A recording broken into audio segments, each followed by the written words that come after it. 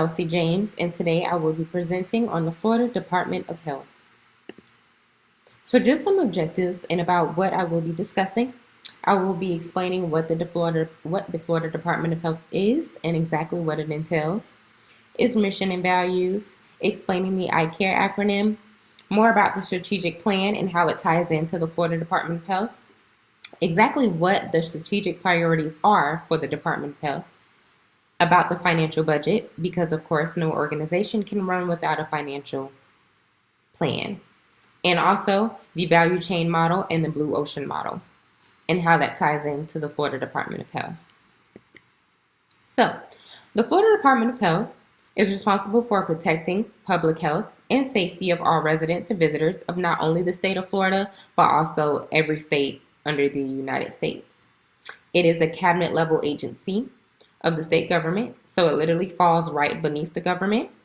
And it's headed by the state surgeon general, who actually reports to the governor. So the mission and values. The mission is to protect, promote, and improve the health of all people in Florida through the integrated state, country, and community efforts.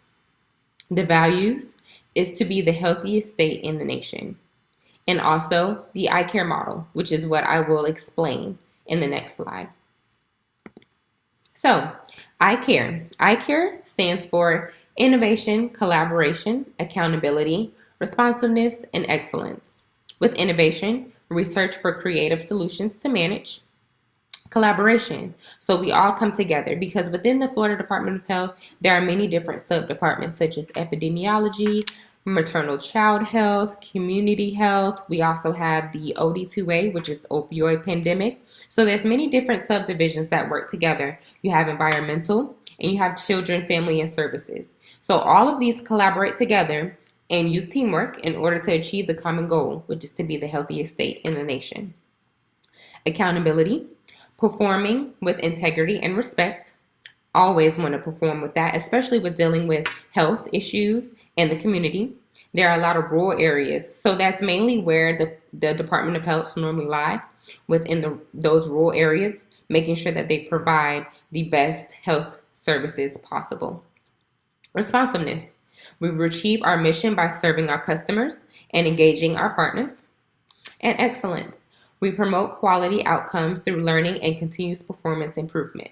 So, for example, with the community health, there's a lot of outreaches going on, especially with COVID going on. They do outreaches within rural areas such as Belglade, which is here in West Palm Beach, Florida.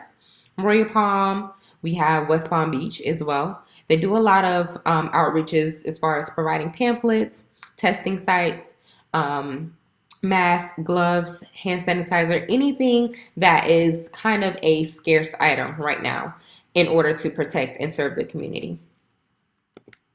So, the financial plan. So each fiscal year, there is an annual report and long-range plan for MQA. And MQA stands for Medical Quality Assurance. So within that, it improves the business for licensure. So of course, we have many different forms of people that work within the Florida Department of Health. Doctors, we have epidemiologists, we have many different people who work there, and in order for them to work there, you have to have a license. And we're also responsible for licensing many different businesses, chiropractors, physical therapists, anything that you can name that deals with health, it comes through the Florida Department of Health. And it is required by section 456.026, which is in the Florida statutes. This report includes financial information relating to the MQA's revenues, expenditures, cash balances, and adequacy of current fees for each fiscal year. So each year it has to go through these numerous rounds of meetings and these different topics in order to meet the financial plan or the financial budget. So the total for the fiscal year of 2019-2020 is $90.98 billion. And we have to make sure that we stay within that budget. Being that COVID has happened, of course, that has shifted things a bit. So that budget may definitely be broken. The general revenue portion is about $33.93 billion. The amount of state funds per capita decreased from 2,716 in the fiscal year 2018-2019 to about 2,690 in the fiscal year of 2019-2020, and that is in billion. The fiscal year 2019-2020 budget year actually increased for 600 million from the previous fiscal year. So being that, again, COVID has hit, the financial plan will definitely change for 2020 to 2021, being that a lot of things have been taken into play. And of course, we're trying to make sure that we exhaust all options in order to serve our community better. So, some strategic priorities. So, of course, I will talk about the strategic plan, but also within the Florida Department of Health, we have priorities that we have to make sure that we provide those goods and services to the community. So, one, health equity, long, healthy life, readiness for emerging health threats, effectiveness agent processes, and governance.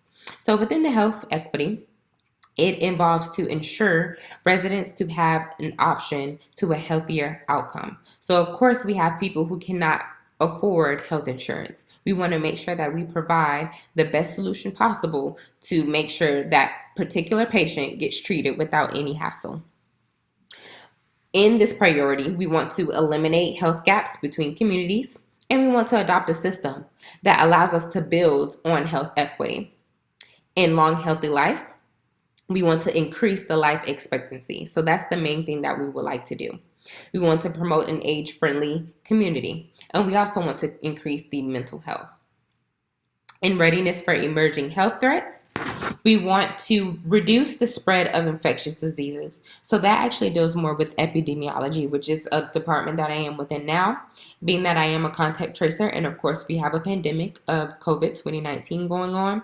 We're doing everything that we can to make sure that we actually reduce the spread of this virus.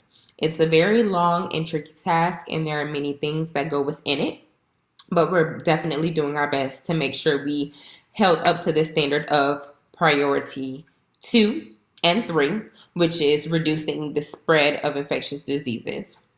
So priority 4, effective agency processes. So within this, we want to produce the workflow of the development. So of course, we want to make sure that we're constantly working, constantly moving. And of course, being that we are at the Florida Department of Health, there's always new emerging issues that arrive. And governance. Of course, with governance, we want to make sure that the building is up to date and the people that are within our community who are serving our community, as far as clinics, small practices, we want to make sure that they are maintaining membership requirements and are sustainable for the board of directors. So, the strategic plan. So the strategic plan defines the direction and course of the county health department for consumers, employees, administrators, and legislators for the next 3 years. So of course, which I will mention in the next slide, we do SWOT, which provides the strengths, the weaknesses, the threats, and the opportunities. The plan will position the DOH Walton to operate as a sustainable part of the Florida Integrated Public Health System. And it also will provide residents and visitors with quality health and public services. So we definitely want to make sure that within the system, we're always providing those affordable health opportunities for each patient. Of course, there isn't a lot of people who do hold health insurances. So we definitely want to make sure that we provide affordable health costs for the community. And also to approach a strategic planning process with a number of guiding principles in mind. So of course, when we are creating the strategic plan, we definitely want to have these guiding principles of the community in mind. So the strategic plan model, which is SWOT analysis, again, it provides the strengths, the weaknesses, the opportunities, and the threats. So for the strengths, we recognize it formalizing networks to allow smooth transitions services from one network to another, allowing telehealth, which is something that's actually very big right now, being that COVID is going on.